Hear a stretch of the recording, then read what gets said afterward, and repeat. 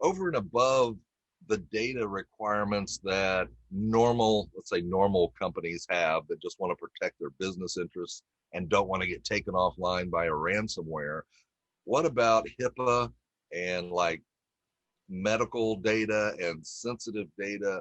What extra layers of security do you talk about with your clients when you're dealing with that extra layer over and above just the normal operations of business?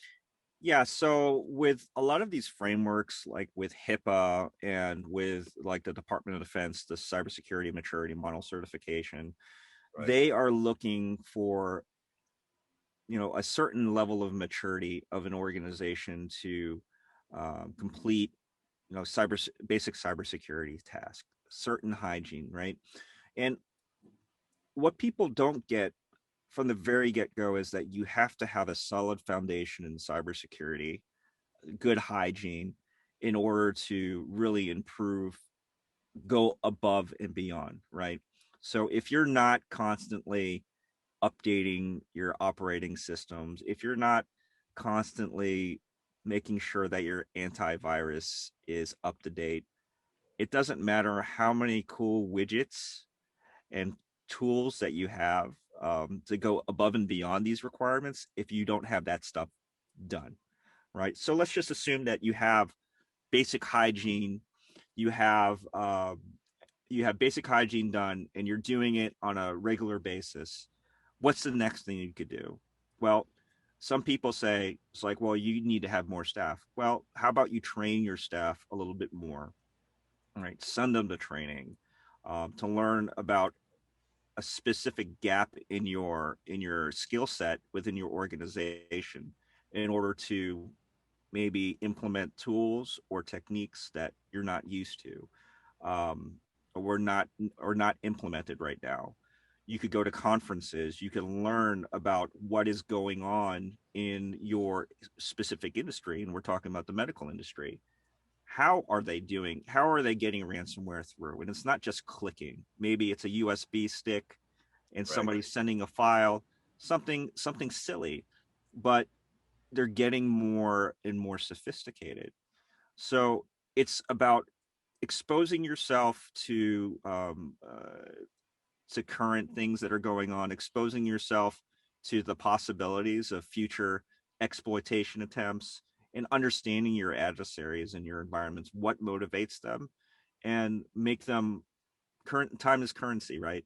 So make them work for it if they're going to try to get your data.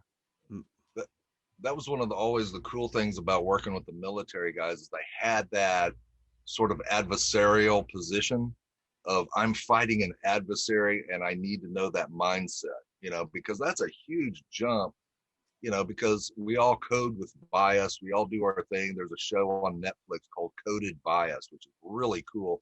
It's about this girl of color who is trying to get facial recognition software to work for a doctorate project she had. And she was dark skinned. She couldn't get the camera to recognize her facial features right until she put a white mask on, and then boom, instant recognition. And she went through about 4 or 5 years and got IBM and Amazon to update those algorithms.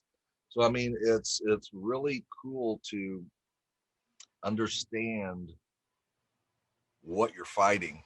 And I think that's missing in a lot of just straight up business people because they don't have necessarily that competitive, adversarial thing that's required. It's a real cool mix, and it's awesome that you're a musician because I've also all that often found that there's a real cool mix between tech and being a musician. Yeah. The mindset, the pattern recognition, the iteration over an idea, the literal compassion. I mean, that's some military compassion that doesn't seem to be congruent, but it truly is when you're in security because it does take a bit of compassion, if not a lot of compassion, to hold that position of I'm protecting something valuable for somebody. Mm-hmm. And I could You go off know, on a tangent on music and